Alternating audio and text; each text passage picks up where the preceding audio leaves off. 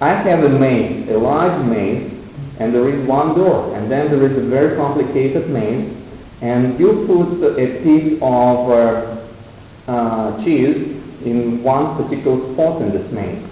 You let the rats run into the maze, and you watch the time it takes the rat to find the piece of cheese. So on the first day, on the first attempt, it takes 20 seconds for the rat to find the cheese and to eat it.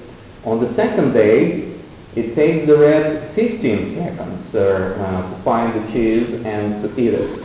On the third day, it takes 5 seconds for the rat. It knows already, remembers rat, so it dashes all to the right one very quickly. On the fourth day, you take the cheese and you put it from where it was into some other location. So on the fourth day, the rat, you let it into the maze. It dashes to where the cheese was the previous night. There is nothing. And then the rat stops in amazement, spends about 3 seconds in amazement that there is no cheese, and then starts running through all the other chambers until it finds it eats the cheese. So he told me, this is the difference. When the rat does not find the cheese where it used to be, it will start running through the rest of the maze to find the cheese. And it is only the human beings who, after not finding the piece of cheese where it used to be, they will be just sitting there and complaining, and they will invent a whole philosophical system explaining just why the cheese used to be there and no longer is. And I feel that many times we do just the same. We sit there, and instead of running elsewhere looking for this cheese which is still out there somewhere, we prefer to content ourselves with just this passive attitude.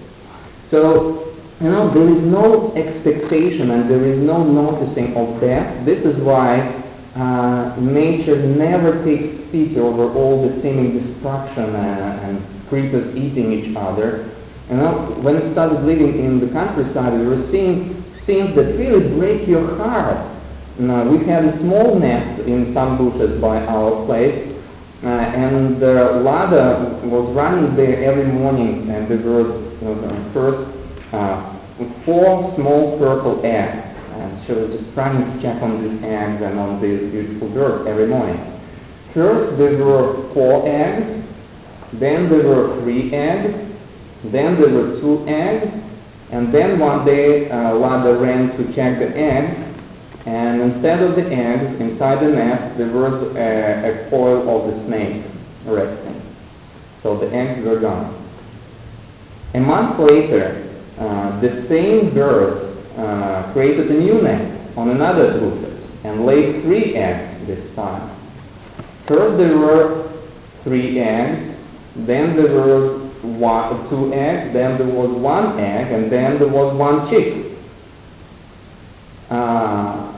A week later, the chick was gone, there was a snake. 2 weeks later, these birds made another nest and laid another 3 eggs. Then there were 2 eggs, then there were 2 chicks, and then apparently, I think then the nest was empty, but I think that it is because they were big enough to fly, they flew off. I think they managed this time. So imagine this, even facing this ultimate destruction of your children, even with this really, for us, impossible situation, these birds do not stop and do not look back. They try to do it again and again and again and again in the hope that at least once you can succeed and your children will carry forward and carry your dreams, and the foreigner will have their own children. So now, for me it was the best lesson of seeing that nature never looks back, or nature never stops, and nature is never sad of what is happening, even when it is the destruction of life to support another form of life. And I feel that these techniques of through laughter and humor, releasing our tension and our concerns that come, justifiably come from us being surrounded by all this darkness, it's a very good example to follow. Yeah, thank you for that. Let's take a few questions. Let's see if we have some time or comments or anything else we have not addressed.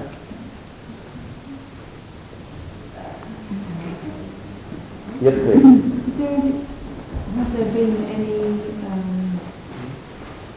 anyone come to you and asked to do a film about Anastasia? Thank you. To make sure that everybody heard the question, whether anybody came forward and wanted to make a film about Anastasia, the answer is yes. I'm not involved at all in anything connected with the filmmaking, and Vladimir requested that I do not negotiate with anybody. If somebody inquires, I just send people directly to him. And from what I have heard, there were quite a few interested people, including the larger studios, including in Hollywood, who tried to approach Vladimir to receive the English language film rights.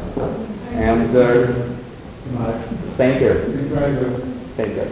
And as far as I know, for now, nobody succeeded. The people who approached me last were representatives of the Disney Corporation. And later they were all frustrated. They were trying to negotiate with Vladimir, did not succeed. From what I was being told, they offered $4 million for the rights. But one of the conditions was that it was not just for making the film, it was also for all the merchandise. So for making small figurines of Anastasia and the bears and the small child and Vladimir, like all what they do with the big movies. With the Lord of the Rings, it's not just the movie, right? It's the rings, it's the swords, it's everything that goes with it. And I was told that for this reason Vladimir refused. He wants a lot of money as a good businessman, but he also wants to have a control over it to make sure that it is done right. And I think these two things rarely come together. Either people have very deep pockets and just want to commercialize it and to cash in on the project, or people want to do it the right way, but because they do not pursue all this commercial interests, they do not have as much money to offer the author as the big studios would.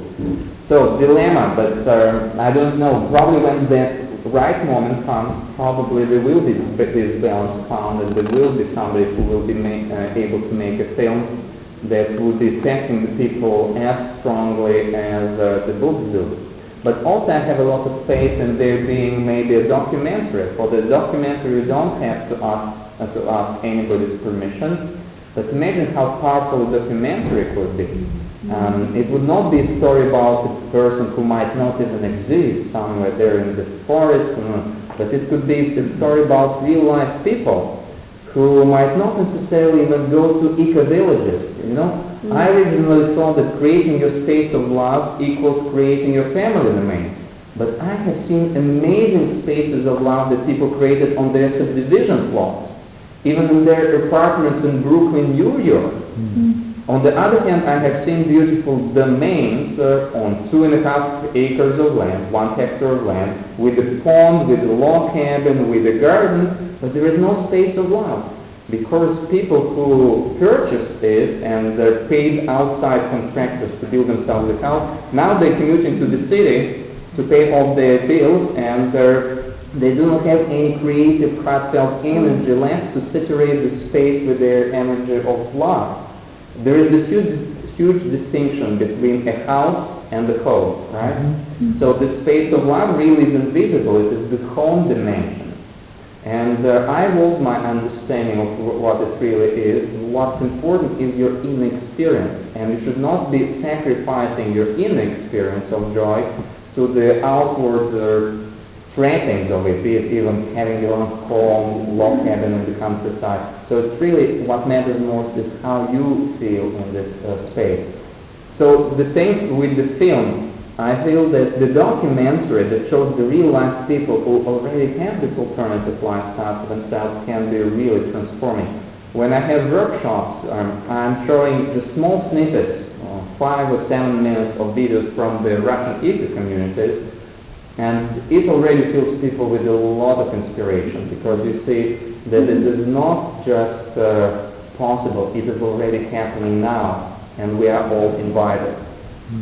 Thank you. Didn't Anastasia say, I think, in the first book that there would be a film? Yeah, she said that it would be like the best film ever made, but she didn't say when. Yeah, but it's like everything she said got manifested by fact. So well, but you know, for example, it also depends on our participation. It's not like it's a new savior who carried us over the window of time. Now we don't have to do anything. We can just be sitting there and everything has been saved for us. It really depends on us as well.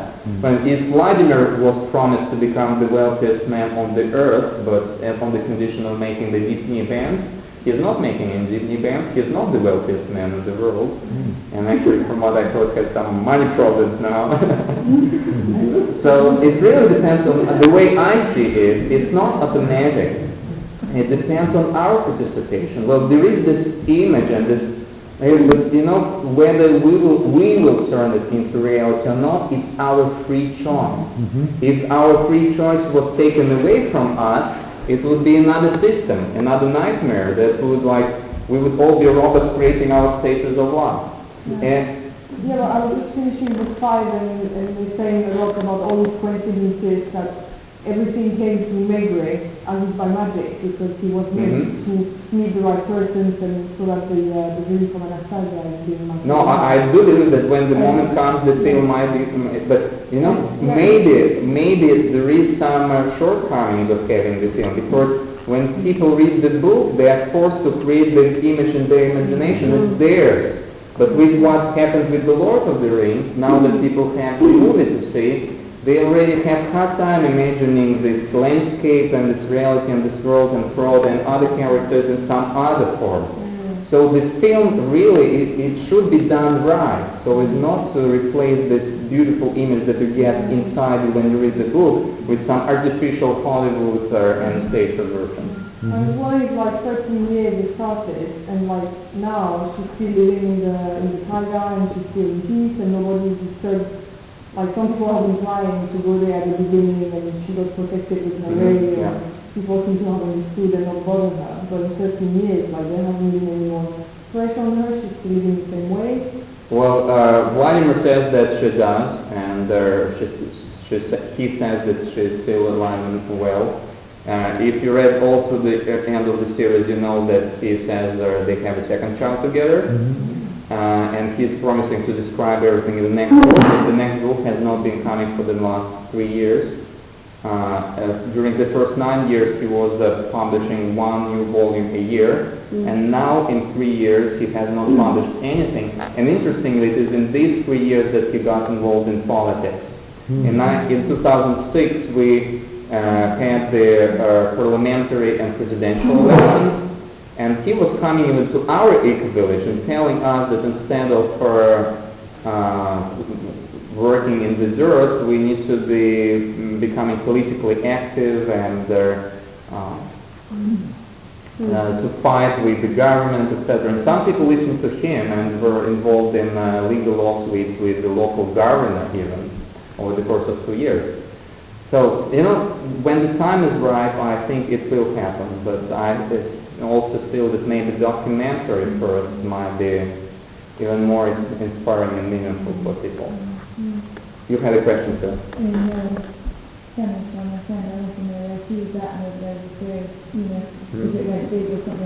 You know, there are some people now who claim they also met Anastasia in flesh there in Siberia.